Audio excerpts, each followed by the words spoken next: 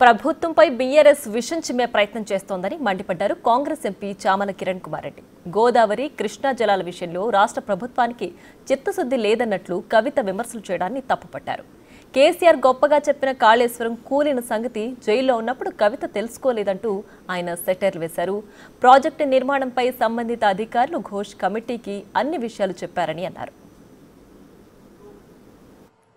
మీ అన్నగారు మీ బావగారి వరుస అయిపోయి మీ వరుస వచ్చినట్టుంది. అలా ప్రభుత్వంపై విషం చిమ్మే అటువంటి కార్యక్రమం. మీరేదో కాంగ్రెస్ ప్రభుత్వానికి గోదావరి, కృష్ణా జలాలపై చిత్తశుద్ధి లేదు అని చెప్పే ప్రయత్నం చేస్తున్నట్టు ఈరోజు రౌండ్ టేబుల్ కాన్ఫరెన్స్ లో ఎక్కడో మాట్లాడినట్టు. కాళేశ్వరం ప్రాజెక్టు, మీరు కట్టిన కాళేశ్వరం ప్రాజెక్టు మేరానగా ధీరుడిలా, అంటే మగధీరుడిలా ఏదో మీరు చెప్తున్నారు. ఇందాకేదో మీ కవిత్వంలో నిలబడింది అని చెప్తున్నారు. అది నిలబడలే, పేకలలాగా కుప్ప కూలిపోయింది. మీరు మధ్యన జైల్లో బిజీ ఉన్నప్పుడు, అరెస్ట్ అయ్యి బిజీ ఉన్నప్పుడు, లేకపోతే పేపర్లు మీరు చదవకనో మీకు తెలవనట్టుంది. ఘోష్ కమిటీ, విచారణ కమిటీ ముందు అధికారులు, ఇంజనీర్లు, అధికారులు అలాగే కన్స్ట్రక్షన్ కంపెనీలు వాస్తవాలు చెప్పే దీనికి, ఈ కాళేశ్వరం కూలిపోవడానికి కారణం ఎవరు?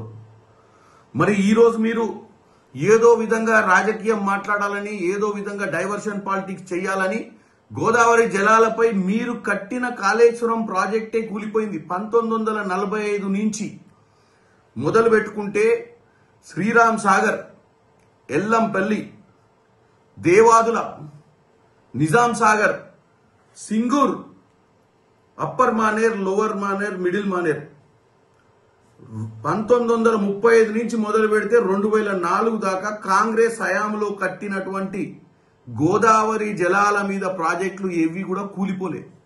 మీ హయాంలో మీరు 1.5 కోట్లు ప్రజాధనాన్ని దుర్వినియోగం చేసి కట్టిన కాళేశ్వరం ప్రాజెక్టే ఎందుకు కూలిపోయింది?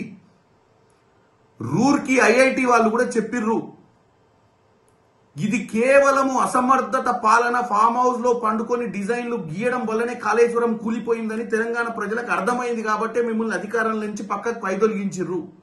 మాకు చిత్తశుద్ధి ఉంది, మేమేం చేయాలనో మాకు క్లారిటీ ఉంది. ఇకపోతే కృష్ణా జలాల గురించి చెప్తుర్రు.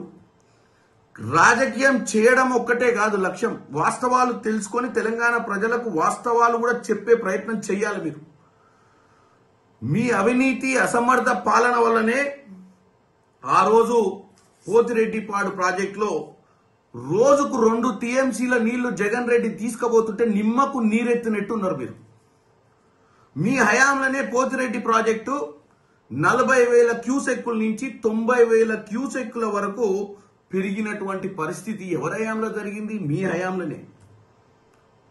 కృష్ణా జలాల విషయంలో మీరు రాయలసీమను రత్నాలసీమ చేస్తా అని చెప్పి మీరు ఏదైతే రోజా గారింటికి రాయలసీమలో పోయి చేపల పులుసు తిని ఆ రోజు చెప్పొచ్చిన విషయం చూస్తేనే అర్థమవుతుంది. తెలంగాణ ప్రజల చెవులో పువ్వులు పెట్టడానికే మీరు ఇప్పుడు ప్రయత్నం చేయొద్దు.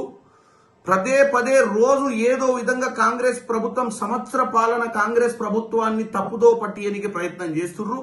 మాకు చిత్తశుద్ధి ఉంది. మేము కృష్ణా గోదావరి జలాలను కాపాడుకోవడంలో మేము ఎట్టి పరిస్థితిలో మేము దేనికైనా తెగిస్తాం. మీ మాదిరిగా ఆ రోజు మాట్లాడినట్టు, ఆ రోజు జగన్ రెడ్డి తోటి మీకున్న ఫ్రెండ్షిప్, ఆ రోజు మీకేదో లావాదేవీలల్లో మీరు ఈజీ తీసుకొని, ఆఖరికి ఒక చిన్న విషయం, ఈ అపెక్స్ కౌన్సిల్ మీటింగ్ ఏదైతే పోతిరెడ్డిపాడు ప్రాజెక్టు పై పెట్టినటువంటి మీటింగ్ కి కూడా పోనీకే మీకు ఆ రోజు చేత కాలేదు. ఆ మీటింగ్ కి పోవాలన్నా పోయి ఆ మీటింగ్ లో మనకు రావాల్సిన కృష్ణా జలాలను కాపాడాలన్న ఉద్దేశం కూడా ఆ రోజు మీకు లేదు.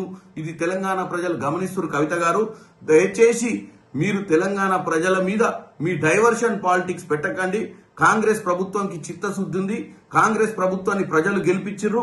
కాంగ్రెస్ ప్రభుత్వం కృష్ణా గోదావరి జలాలను ఏం చేయాలి, ఎట్లా మనము వాటి వల్ల మన రైతులకు లబ్ధి జరిగించాలో మాకు ఒక అవగాహన ఉందని తెలియజేస్తున్నాం.